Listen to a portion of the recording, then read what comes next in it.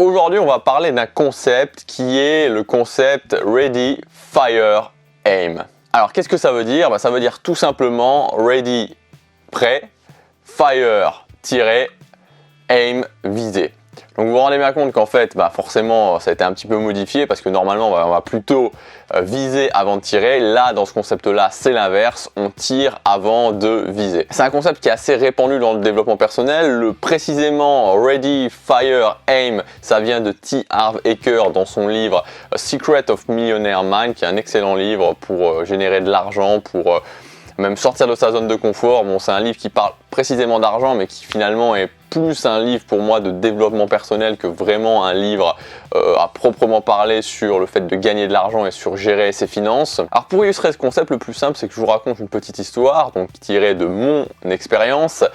En fait, je suis un perfectionniste, j'ai été un perfectionniste, je crois que je suis toujours un perfectionniste, même si je me suis beaucoup corrigé et que j'ai trouvé vraiment des choses qui me permettent de toujours être perfectionniste, mais de quand même avancer, plutôt que, on va dire, de renier vraiment ma nature. Et donc, il y a quelques années en arrière, j'avais cette tendance à passer des journées, voire des semaines, et même des mois, à essayer de trouver l'idée parfaite ou l'objectif parfait. Donc vous mettez ce que vous voulez plus parfait et ça fonctionnait. Donc par exemple pour les objectifs, j'avais tendance à me dire ok, qu'est-ce que je voudrais faire? Ok, alors je commençais à avoir des idées de ce que je voulais faire, mais est-ce que c'est vraiment ce que je veux faire? Est-ce que c'est vraiment quelque chose qui me correspond? Est-ce que c'est quelque chose que, je sais pas, est-ce que quand j'y serai arrivé, je serai vraiment content? Et vous voyez, j'essayais de creuser encore et encore et encore, et ça durait. Et au final, qu'est-ce qui se passait? J'avançais pas. Parce qu'il faut savoir que, en fait, pendant toute mon adolescence, jusqu'à la fin de mon adolescence, j'ai pas du tout avancé, ma vie a vraiment stagné. Ensuite, j'avais tellement de souffrance en moi que en l'espace d'un an, 1 an et demi, j'ai vraiment pris des actions massives et ma vie a complètement changé. Et après, je suis retourné, finalement, j'avais été forcé de passer à l'action.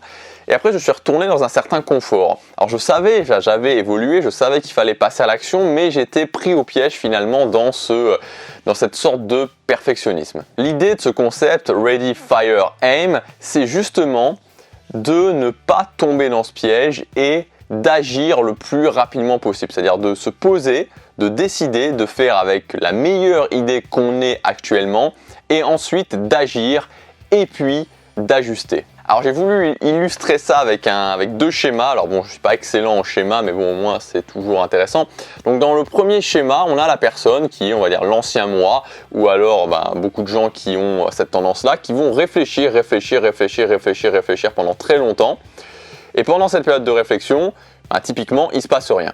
Et ensuite, après avoir réfléchi, après avoir analysé le pour, le contre, son contraire, etc., ils vont se décider à passer à l'action et on va commencer à avancer un petit peu.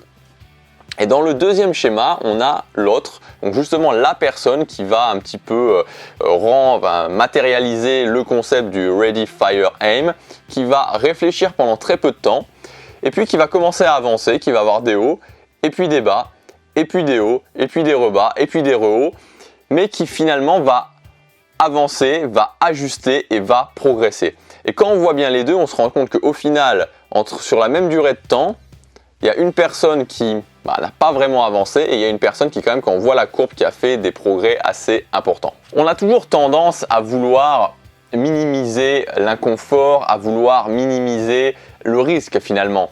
Mais c'est pas une bonne solution. C'est pas une bonne solution parce que premièrement, on va perdre beaucoup de temps en essayant d'imaginer toutes les solutions possibles et tout ce qui pourrait arriver.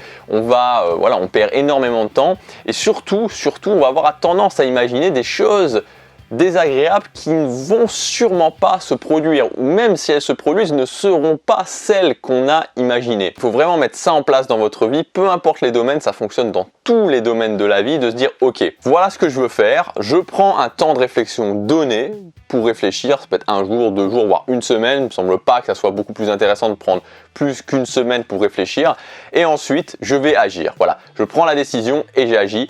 et j'ajuste au fur et à mesure. Je fais confiance quelque part, je sais que j'aurai toujours des possibilités d'ajuster et c'est ce que je vais faire.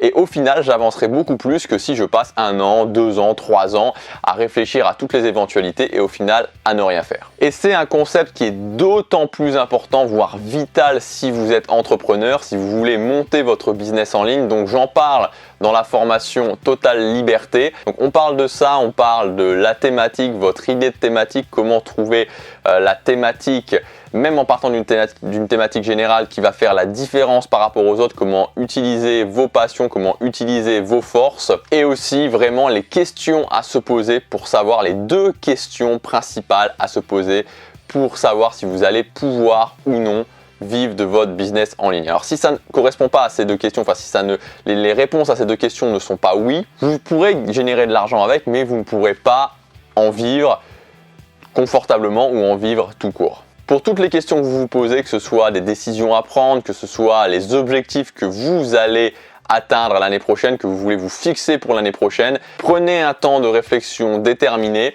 décidez-vous, passez à l'action et ajustez. À demain pour la prochaine vidéo, chaque jour compte.